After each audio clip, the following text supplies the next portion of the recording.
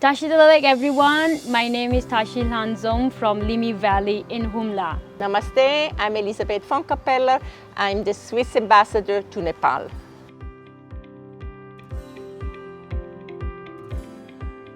As you are a woman from a very far away place, did you observe any change of the climate? Being from indigenous community, it is impossible not to see any change. I grew up as a herder's daughter, so I remember we receiving lots of snowfall, hailstorm, and not much of rainfalls.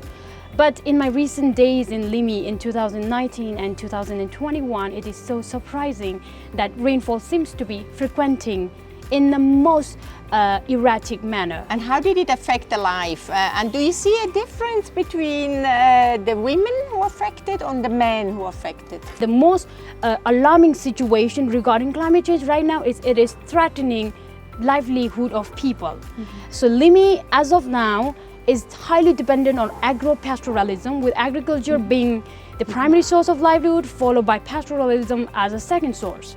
And now, because the human has done excessive intervention with nature phenomena, it is having direct implications on them. And now the food security is in danger. Pressing a situation is that resources are getting scarcer, and the more scarcer it is getting, the further women has to go and collect, such as firewood and fetch water.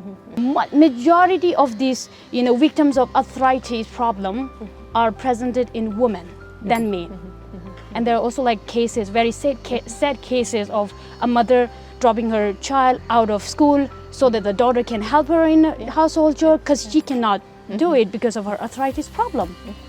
And then another important reason why women are more vulnerable to climate change is because of our lack of participation in the decision-making structure. So you're now a young woman coming from this region, having a very good education. What do you think you can contribute? How do you think you can make a change? As a youth of Nepal, a responsible youth of Nepal, I think what I can actually do to tackle this climate change is first of all by voting for the climate, and then most important thing, we need to be in the decision-making committee as a woman. Yeah. In Switzerland, for example, we have a similar system as here with the federal government, provincial and local level. And it is very important for us in Switzerland that all three spheres are very much included in any strategy. So can you say a little bit about how Switzerland, balance that? I mean, we have a national strategy, on the reduction of the greenhouse gas emissions. So each spheres of the government has a mandate to implement it. It is really up to the provinces as well and the local level to create an environment to promote the implementation of the strategy. What else Nepal can learn from Switzerland to tackle the climate issues?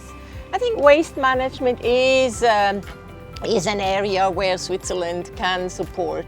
But I also think where we are advanced, probably with other countries in Europe, is really the building of houses. Here I see the houses are not really built according to the climate. We could have an exchange or a common learning process. The local government, the government has to provide a system, and there is already very good examples. For example, Dankuta is one of the municipalities who have an extremely good waste management system.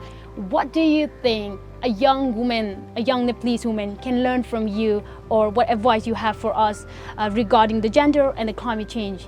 I always say I'm very optimistic, and I see really Nepal has evolved very positively. And I always say the only area where I'm a bit worried is when I see the environmental degradation and the damage. So a lot of I see environmental degradation and floods and landslide is due to bad governance. I believe we have to engage, be it in a political party or, as you said, out of a political party, but we have to engage. I don't believe there is any way around. And I also believe that women can bring a different view in it. Absolutely. I think we are a bit more interested in the on the cause and then the solution. I said climate change and pollution is a global phenomenon. It can only be solved through regional cooperation and regional agreement. At the end, it's a political will. And the political will has to be also maybe forced a bit by the people's demand.